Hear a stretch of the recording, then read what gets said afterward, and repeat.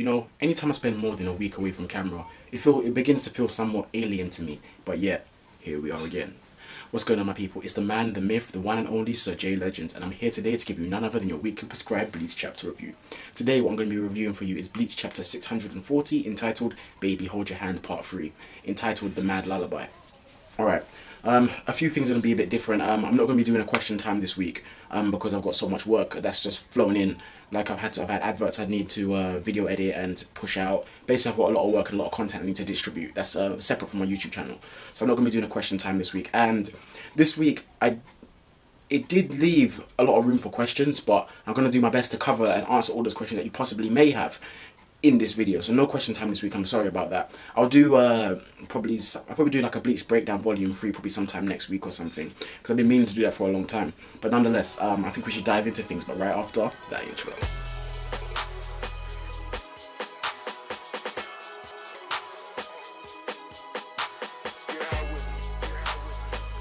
Alright guys, now that the introductions are out of the way, I think that this week's chapter was a very interesting chapter for several reasons. I'm going to dive into why. Yes, the battle is somewhat shifting in the manner that I kind of predicted that it would have. A lot of people disagreed with me, thinking that, you know, Mayuri doesn't seem like he's going to die in this battle. But the way that the battles are progressing, it seems like Mayuri is running out of, you know, like basically trump cards. He's already used his Bankai, which was destroyed by Panida in this battle after Asogi Jizo consumed it. He even made preparations, you know, to make Asogi Jizo be able to counter Panida's abilities, but he was still able to break out of it, which is understandable considering it's the left hand of the Soul King.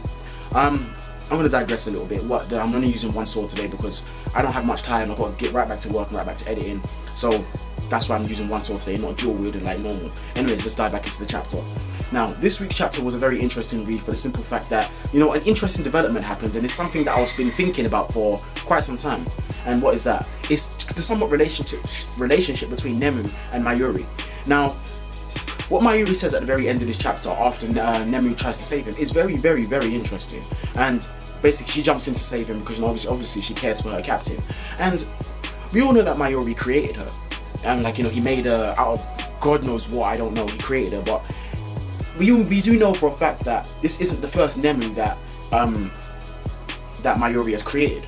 And he said, but I believe it's previously that he said he makes her in this exact likeness all the time. Now, I find that very interesting because when I've seen stories like this before, when you have a mad scientist or somebody that it has the ability to create things, and they create like a female companion of a certain likeness, it tends to be somebody that, you know, they were really close to back in the past. Could that have been, like, you know, Mayuri's wife previously, like, you know, resemblance wise anyway? That's something I don't know. But something I find very interesting is that Mayuri's got a very interesting way of showing affection. In this chapter, he gets his arm blown off and he's about to get pierced by the arrow of Panida after he shoots the Quincy arrows from his fingers. Nemu saves him and then inevitably ends up having her arm destroyed in the process. He then basically goes on to scold her and then says that, oh, you know, did I order you to, you know, come and save me? No.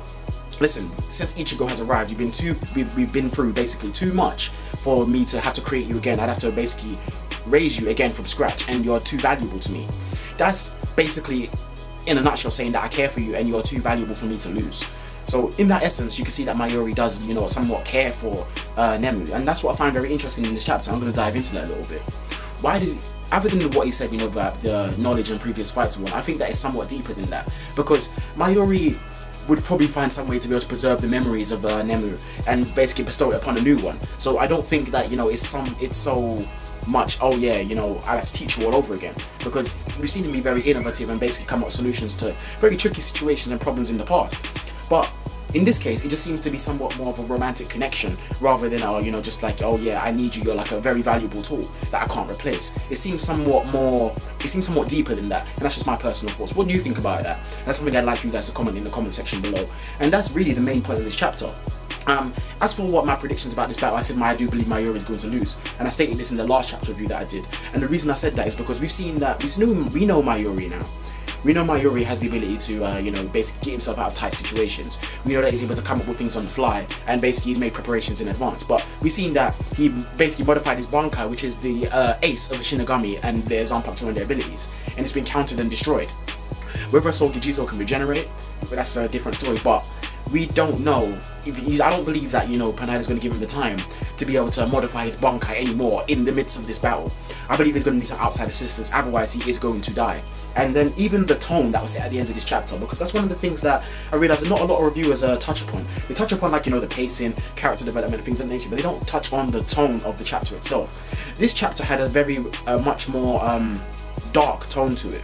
And coming towards the end of the chapter, it gave the reader the impression that something is about to happen in the next, you know, 2 or 3 chapters that is going to be of big impact to the story.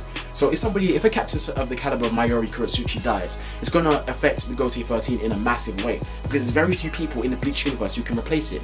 Yes, you have Kisuke Uehara, who's always said to be, you know, like a superior in terms of intellect to him, but the way that Mayuri goes about things, and he's very ruthless about the way he goes about things. I believe that Kisuke Uehara is more moral in the way that he goes about things. So in a situation of life or death, I don't see Kisuke doing the things that Mayuri would do.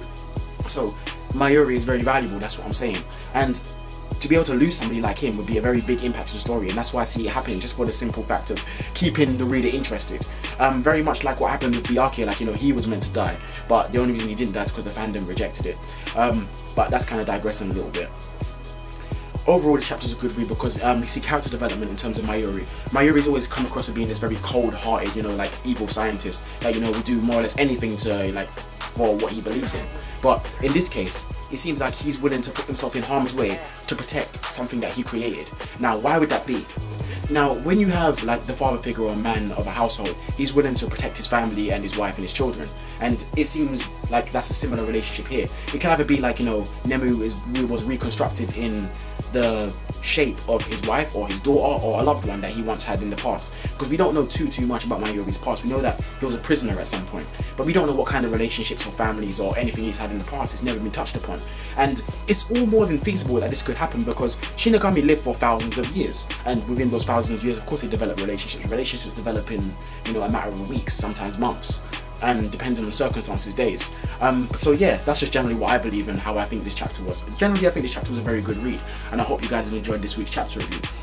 You know, hit me up in the comment section below, like, you know, what you guys think, the possible relationship between Mayuri and Nemu, whose full name was revealed in this chapter, but for the life of me, I can't remember the name off the top of my head. I'd be lying and probably butcher it if I tried to. But anyways, that's just that's my chapter review for this week. So guys, don't forget to follow me on Xbox Live, Facebook and Twitter fan page. Annotations are going to pop up on screen right about now, and links are always in the description below. Hope you guys have enjoyed this week's chapter review. Anyways guys, it's your boy Sir J Legend, the man, the one, wow, the man, the myth, the one and only Sir J Legend, and I'm signing out, and as always my people, take care and peace.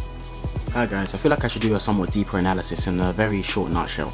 Basically, the feel between chapter probably 637 all the way up until chapter 640, you've always got the feeling that something terrible is going to happen to Mayuri, simply because Nemu has always been a character that has a very stoic face and basically exhibits little to no emotion.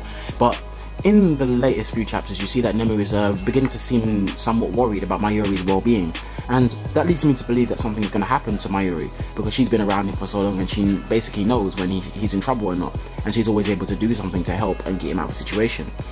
In Bleach chapter 640, she felt the need to be able to have to risk her own life to save Mayuri, and if she feels like things are getting, like, you know, this bad, she's obviously seeing something that Mayuri is not. And then once Mayuri gets injured and Nemu gets injured as well, Mayuri basically tells her to stay out of it, just because, you know, he feels that if she does get involved, she's going to die, and she's essentially too valuable for him to lose. So when you think about that, and you think about the tone of the chapters that have been leading into this one, it does set the impression that, you know, Mayuri is going to die, and if that did happen, it'd leave a big impact on the story. So that's just something I wanted to make clear, guys. I'm not sure that I made that completely clear in this week's chapter review. So anyways guys, take it easy, peace.